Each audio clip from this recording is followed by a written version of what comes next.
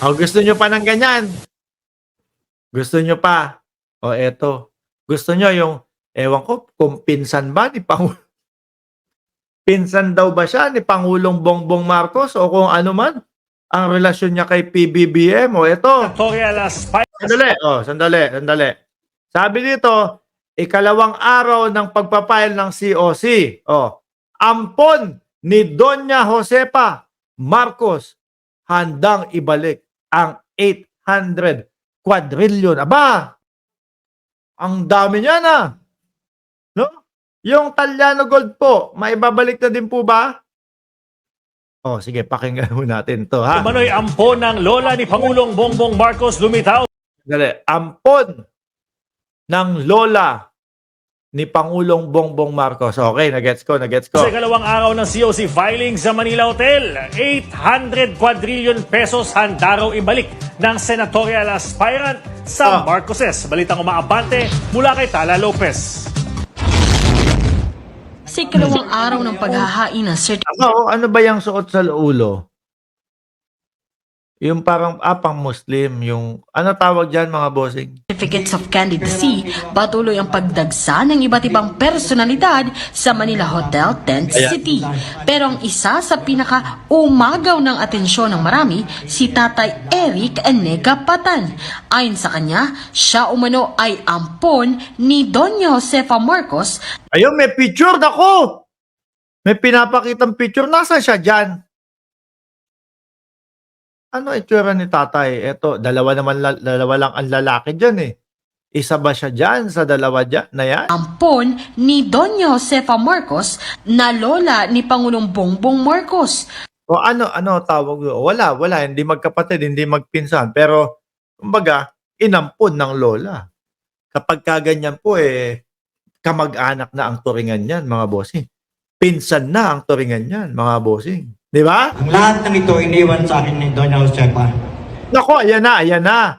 May iniwan na ulit, ha? Ano yung iniwan sa iyo? Ang lahat ng ito iniwan sa akin ni Doña Josepa. Pero, ng President na si Bongbong Marcos, ibinigay ko rin sa kanya. Aba, binigay pala kay Pangulong Bongbong Marcos yung code. Nakalimutan niya yung mga code nito. Kaya naman pala mga kababayan, hanggang ngayon yung sinasabing 800 quadrillion, hindi pa din po na ibabalik ng ating Pangulo. Kasi makakalimutin na ang ating Pangulo, nakalimutan po yung mga code. Tuloy natin. Handa raw siyang tulungan si PBBM na maibalik ang 800 quadrillion pesos na pera na nasa bangko umano ng pamilya Marcos sa London. Saan kaya mga nakukuha yung mga pinagsasasabi nitong mga ito, mga kababayan? Ano yun? Dumadaan na lang sa ulo nila, tapos sasabihin nila, tapos wala na. No, may 800 quadrillion. Code ng mga grabe ka, Hunos. Code ng mga baliw at siraulo. Magpapayaman lang kayo sa Senado. Diyos ko, Lord. Samantala, inilatag naman ito ang plataporma sakaling palarin ang libreng bigas, tubig at kuryente.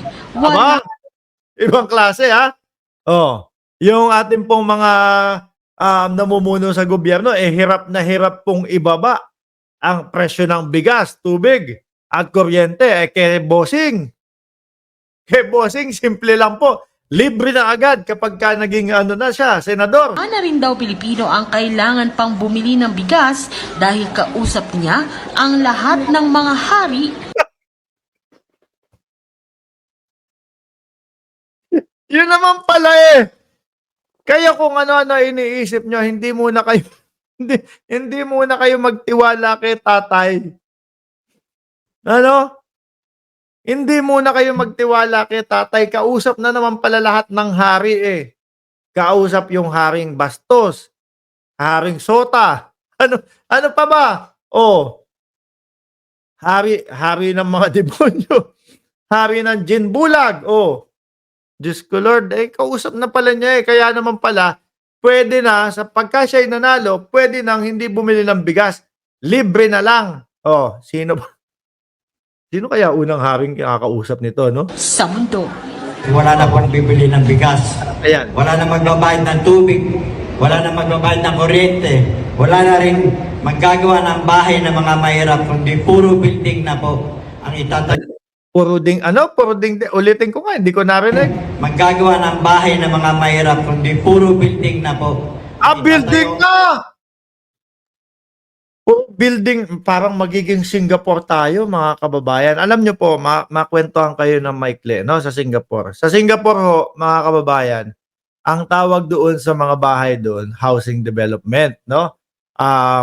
HDB, Housing Development Building, kung sakali, yung B building, puro pataas, natural building, pataas, Wala kayo, ang makikita nyong mayaman doon, mga bossing, kagaya po nung bahay natin diyan sa Pilipinas. Kumbaga, merong sariling lote, yung po yung mga mayayaman sa Singapore. Kapag kayong medyo sakto lang ang pamumuhay, ayun, sa HDB nakatira. Pero maganda po yun, building sama-sama doon. Ano?